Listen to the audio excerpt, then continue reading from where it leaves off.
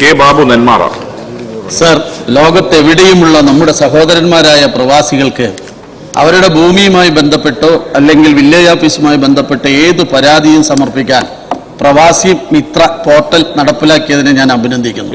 Sir, കഴിഞ്ഞ ലോക കേരള സഭയിൽ ഉയർന്നു വന്ന ഏറ്റവും പ്രധാനപ്പെട്ട ആവശ്യങ്ങളിൽ ഒന്ന് അവരവരുടെ ഭൂമിക്ക് ലോകത്തിന്റെ ഏത് കോണിലിരുന്നാലും നികുതി അടയ്ക്കാൻ കഴിയാവുന്ന തരത്തിലേക്കുള്ള പോർട്ടൽ രൂപീകരിക്കപ്പെടണം എന്നതാണ്.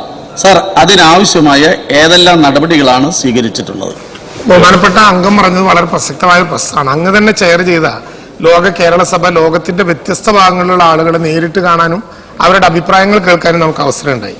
കേരളത്തിലെ റവന്യൂ വകുപ്പ് ഈ വിധത്തിൽ പ്രവാസി മിത്രം എന്ന പദ്ധതി തയ്യാറാക്കി കേരളത്തിലെ റവന്യൂ വകുപ്പിൽ നൽകിയിട്ടുള്ള അപേക്ഷകളിൽ പ്രവാസികൾക്ക് ഇടപെടാൻ കഴിയുന്ന വിധത്തിലുള്ളൊരു സാധ്യത ഉണ്ടാക്കിയപ്പോഴും അവിടെ വന്നൊരു പ്രധാനപ്പെട്ട പ്രശ്നം, ഞങ്ങൾക്ക് വിദേശത്തിരുന്നു കൊണ്ട് ഓൺലൈനായി മലയാളികൾ കേരളത്തിൽ ചെയ്യുന്നത് പോലെ ഭൂനികുതി അടയ്ക്കാൻ കഴിയുന്നില്ല എന്നുള്ള പ്രശ്നമാണ്.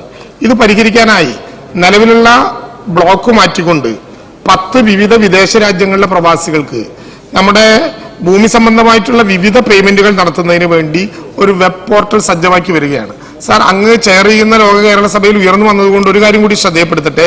10 രാജ്യങ്ങളിലുള്ള ആളുകൾക്ക് ഈ 100 ദിന പരിപാടി കഴിഞ്ഞാൽ അവിടെ ഇരുന്ന് തന്നെ ഭൂമിയുമായി ബന്ധപ്പെട്ട പേയ്മെന്റുകൾ നടത്താൻ കഴിയും. സാർ, UK ഉണ്ട്, അതിൽ USA ഉണ്ട്, കാനഡയുണ്ട്, സിംഗപ്പൂർ ഉണ്ട്, സൗദി അറേബ്യ ഉണ്ട്, UAE ഉണ്ട്, ഒമാൻ ഉണ്ട്, ഖത്തർ ഉണ്ട്, കുവൈറ്റ് ഉണ്ട്, ബഹ്റൈൻ ഉണ്ട്.